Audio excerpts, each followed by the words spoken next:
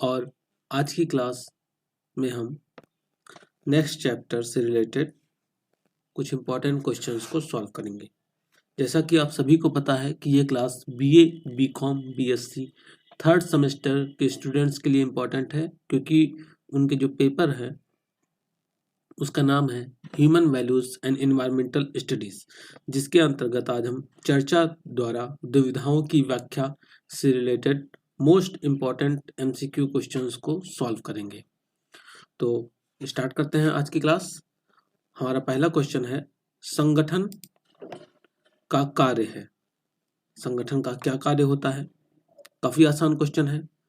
आपके ऑप्शन है, कार्य को छोटे छोटे खंडों में बांटना, एक समान कार्यों को एक समूह में करना, विभागों की रचना करना, उपर्युक्त सभी। तो आप देखें कि कोई भी एक संगठन है, जैसे आपका कॉलेज है या कोई कंपनी है, तो वो कैसे कार्य करती है? वो कार्य को छोटे छोटे खंडों में बांट देती है। उसके बाद अगर एक कार्य है तो उसके लिए एक समूह डिसाइड करती है, विभागों की रचना करती है। जैसे एजुकेशन डिपार्टमेंट हो गया, वहाँ पर एजुकेशन से रिलेटेड ही कार्य हो रहे हैं और वो एक विभाग बना दिया। ऐसे ही मनोविज्ञान हो गया, अंग्रेजी हो गया, ऐसे करके कार्य होते हैं। तो यहाँ पर जो उपयुक्त सभी है वो आपका ऑप्शन सही होगा। नेक्स्ट क्वेश्चन, व्यवसाय में वर्तमान युग में डैश डैश ही प्रधान है।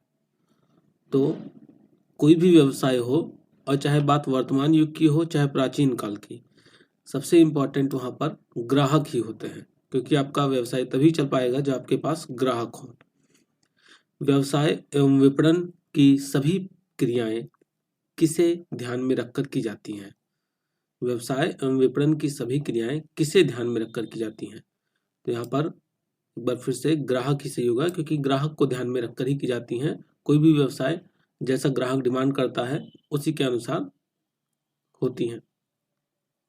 संगठन निर्माण का उद्देश्य है। संगठन निर्माण का क्या उद्देश्य होता है? तो उत्तरदायित्वों का निर्धारण करना, विक्रय प्रक्रिया को सुस्पष्ट करना, उपयुक्त निर्देशन में कार्य करवाना और उपयुक्त सभी। तो ऊपर की सभी चीजें ये संगठन निर्माण के अंतर्गत आती हैं। तो आपका ऑप्शन डी यहाँ पर एक बार फिर से सही होगा। नेक्स्ट क्वेश्चन देखते हैं, क्वेश्चन नंबर 5, विपणन प्रयासों से उत्पन्न होती है। विपणन प्रयासों से उत्पन्न होती है। तो विपणन प्रयासों से नई बिक्री उत्पन्न होती है, क्योंकि विपणन जो है वो बिक्री से रिलेटेड है। तो अगर आप प्रयास करेंगे तो नई बिक्री उपलब्ध होगी। नेक्स्ट क्वेश्चन, क्या एक कंपनी के भीतर विकास के इंजन की तरह है? मतलब कंपनी के भीतर कौन सी चीज एक विकास के इंजन की तरह है? तो कोई भी कंपनी हो, उसकी जो मार्केटिंग होती है, मार्केटिंग विकास के इंजन की तरह होती है। जितनी अच्छी मार्केटिंग होगी उतना अच्छा उसका विकास होगा। मार्केटिंग समस्याएं जटिल हैं तथा निरंतर डैश डैश रहती हैं।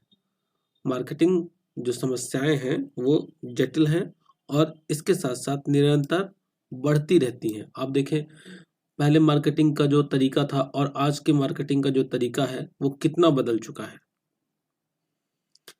नेक्स्ट क्वेश्चन, विपणन संगठन स्वरूप इस बात पर निर्भर करेगा कि व्यवसाय का स्वभाव या प्रकृति है। विपणन संगठन स्वरूप इस बात पर निर्भर करेगा कि व्यवसाय का स्वभाव या प्रकृति है। तो किस पर निर्भर करेगा? ये निर्भर करेगा स्थानीय, राष्ट्रीय और अंतर्राष्ट्रीय, इन सभी पर निर्भर करता है कि विपणन संगठन का स्वरूप कैसा हो। तो उपयुक्त सभी यहाँ पर सही होगा। नेक्स्ट क्वेश्चन, नए उत्पादों के विक्रय संवर्धन हेतु किसको अधिक प्रभावकारी नीति अपनानी पड़ती है? नए उत्पादों के विक्रय संवर्धन हेतु किसको अधिक प्रभावकारी नीति अपनानी पड़ती है? तो इसमें जो विपणन है, विपणन को अधिक प्रभावकारी नीति अपनानी पड़ती है। नेक्स्ट क्वेश्चन, विपणन संगठन को किसकी विशेषताओं के आधार पर बनाया जाना चाहिए? विपणन संगठन को किसकी विशेषताओं के आधार पर बनाया जाना चाहिए?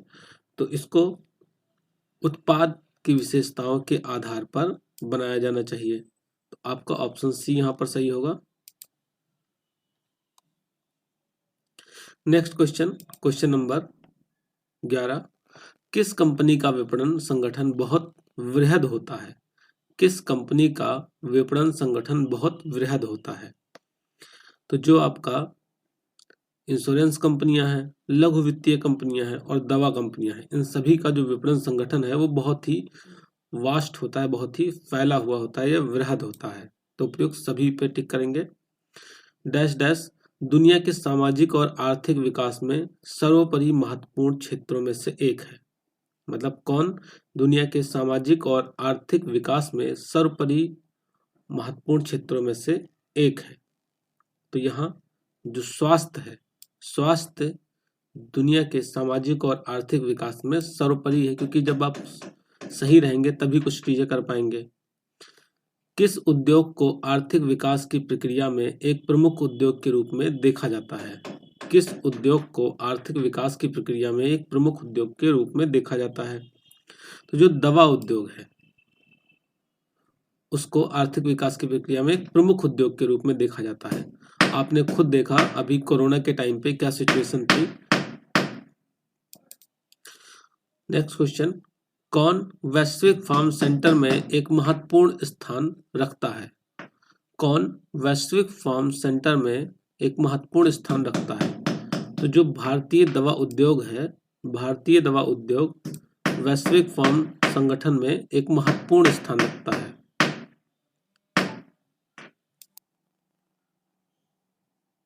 नेक्स्ट क्वेश्चन, केंद्रीय मंत्रिमंडल ने उत्पादन लिंक्ड प्रोत्साहन योजना के लिए कितने रुपए की मंजूरी दी? तो यहाँ पर जो आपका राइट आंसर है वो है 6,940 करोड़ रुपए की मंजूरी दी। तो आप ऑप्शन बी को यहाँ टिक करेंगे।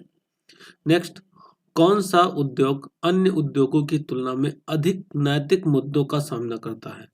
कौन सा उद्योग अन्य उद्योगों की तुलना में अधिक नैतिक मुद्दों का सामना करता है? तो आप देखिए, जो दवा कंपनियां हैं, दवा कंपनियां नैतिक मुद्दों का सामना करना पड़ता है इन्हें। कैसे करना पड़ता है? तो आपने देखा होगा कि कई बार मेडिकल पे जो दुकानदार रहते हैं वो अगर सामने वाले के पास पैसे नहीं हैं और वो अगर बहुत ज़्यादा प्रॉब्लम में है, दवा उसको नेसेसरी है, चाहिए ही चाहिए, तो अगर वो अच्छा और उसके अंदर नैतिक मुद्दे हैं, नैतिक वैल्यूज़ हैं उसके अंदर, उस पर्सन के अंदर, दुकानदार के अंदर, तो वो उन दवाओं को दे देता है। अपना कई बार बहुत ज़्यादा प्रॉफिट ना लेके भी दवाओं को दे देता है।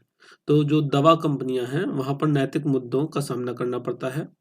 नेक्स्ट क्वेश्चन, एक फार्मा कंपनी का मुख्य काम क्या है? एक फार्मा कंपनी का मुख्य काम क्या है?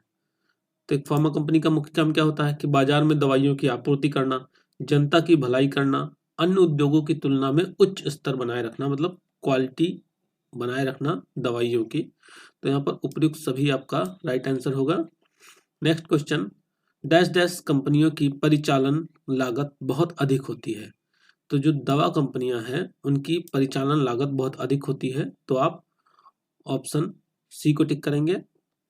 नेक्स्ट क्वेश्चन, वह दवाएं जिनके निर्माण या वितरण के लिए किसी पेटेंट की आवश्यकता नहीं होती है कहलाती हैं।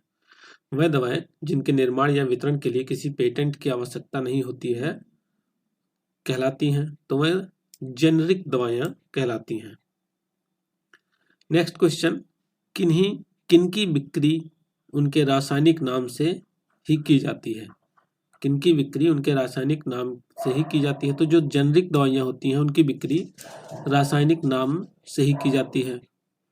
नेक्स्ट क्वेश्चन, क्वेश्चन नंबर 21, किसी दवा हेतु पेटेंट कितने वर्षों का कर दिया जाता है? किसी दवा हेतु पेटेंट कितने वर्षों के लिए दिया जाता है?